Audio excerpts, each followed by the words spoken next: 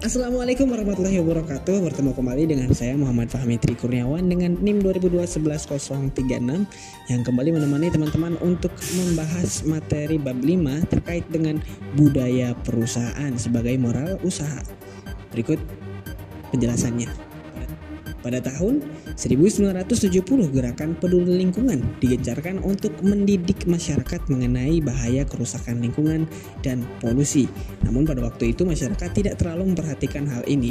Hingga pada tahun 1990, gerakan ini mulai diperingati seluruh negara yang dimuat pada artikel, majalah, koran terkemuka, siaran TV, serta pada berbagai peristiwa lain yang menyangkut pada lingkungan.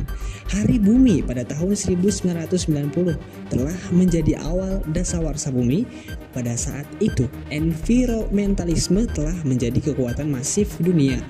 Pada tahun 1992 di Rio de Janeiro, Brazil, digelar konferensi Earth Summit yang mengangkat pembangunan yang berkelanjutan atau Sustainable Development sebagai isu global dalam konteks penyelamatan bumi.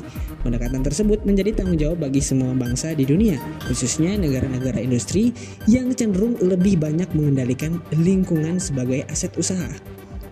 Sebagai contoh, beberapa perusahaan yang mengubah kebiasaan produksinya untuk menjaga lingkungan seperti Top One yang membuat oli low smoke yang mengurangi dampak polusi udara, lalu mengganti kemasannya dengan bahan yang mudah diurai secara alami dan iklan yang beralih hanya pada kemasannya. McDonald yang mengganti bungkus minuman Coca-Cola dengan truk tangki yang bisa dipindahkan dan fleksibel dalam restorannya, serta menggunakan kertas kemasan yang dapat didaur ulang. Walmart pun ikut-ikutan dengan mendesak 7.000 pemasoknya untuk menyediakan produk daur ulang dan memutar video edukasi terhadap pelanggan dan pengecer untuk membuang sampah yang dapat didaur ulang di 900 tempat sampah yang tersebar di seluruh Amerika. Hal-hal tersebut merupakan proses produksi dan pemasaran lingkungan yang menuntut perusahaan untuk mempraktekkan 3R, reducing, reusing, dan recycling, yaitu mengurangi, menggunakan kembali, dan mendaur ulang aset-aset yang digunakan. Siapapun kini merupakan bagian dari tatanan global yang dituntut untuk peduli dan menjaga lingkungan terhadap keberlangsungan hidup. Konsekuensinya, kepedulian terhadap lingkungan menjadi bagian dalam proses produksi dan merupakan perwujudan dari tanggung jawab perusahaan. Jadi, apa itu tanggung jawab sosial perusahaan?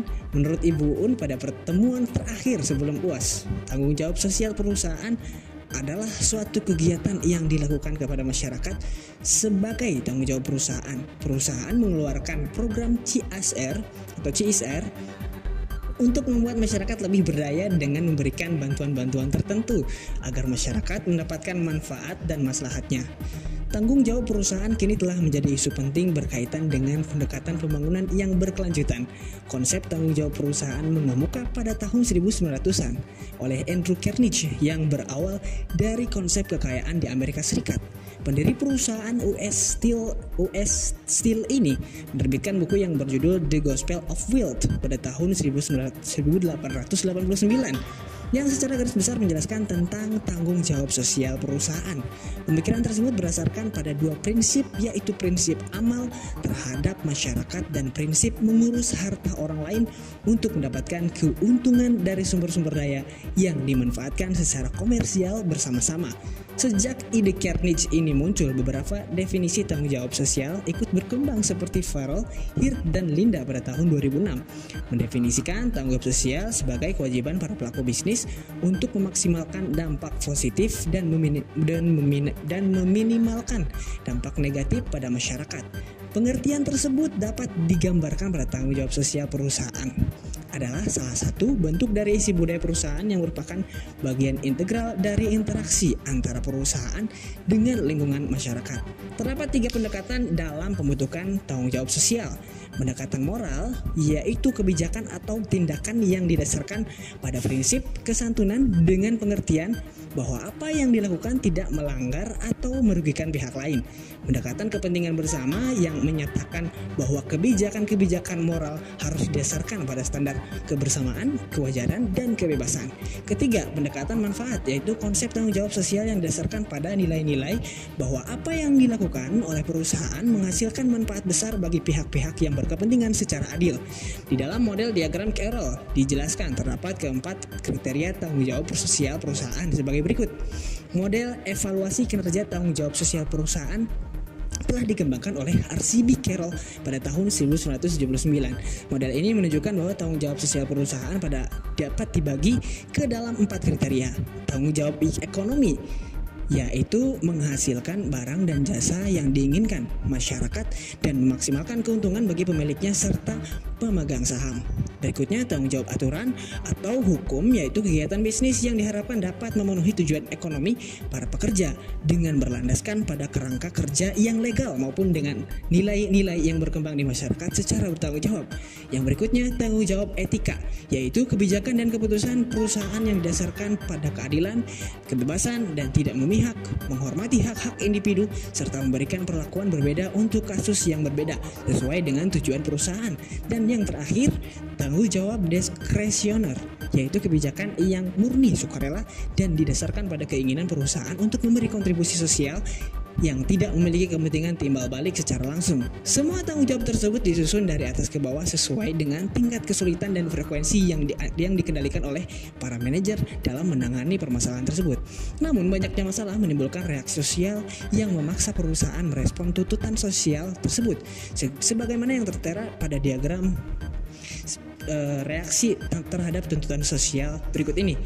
Keempat, kategori respon perusahaan terhadap tuntutan sosial tersebut masing-masing memiliki bobot yang berbeda tergantung dari permasalahan yang muncul. Obstruktif, melawan dengan segala cara. Defensif, hanya melakukan apa yang diminta secara legal. Akomodatif, menerima tanggung jawab dengan etika. Proaktif, mengambil inisiatif sosial. Dalam respon obstruktif, tindakan perusahaan cenderung didasarkan pada pertimbangan ekonomis, sedangkan respon defensif perusahaan cenderung didasarkan pada aturan yang berlaku. Perusahaan-perusahaan akomodatif merespon tuntutan sosial. Lalu, apakah tanggung jawab sosial akan berpengaruh terhadap hubungan budaya dan citra perusahaan? Hubungan perusahaan, tanggung jawab sosial, dan citra dapat dilihat pada diagram berikut ini. Yang pertama adalah tanggung jawab sosial sebagai salah satu isi dari budaya perusahaan dapat membangun dan mempertahankan citra perusahaan. Citra perusahaan adalah kesan menyeluruh terhadap organisasi yang mencakup kualitas terhadap produk, layanan, tampilan, dan perilaku organisasional maupun individual karyawan.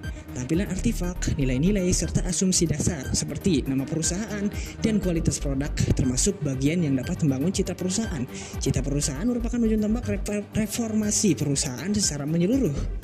Jadi, baik buruknya perusahaan tergantung bagaimana perusahaan itu dapat mengelola hak-hak masyarakat, hak-hak pelanggan, dan hak-hak produksi yang ramah lingkungan, serta didukung dengan budaya perusahaan yang menampilkan artefak, kreasi, nilai-nilai, dan asumsi dasar. Maka dari itu, implementasi tanggung jawab sosial perusahaan akan menghasilkan nilai citra perusahaan karena inti dari tanggung jawab sosial perusahaan adalah moral. Itulah ulasan terakhir yang saya bisa sampaikan. Kurang lebihnya mohon maaf. Terima kasih atas perhatiannya. Wassalamualaikum warahmatullahi wabarakatuh.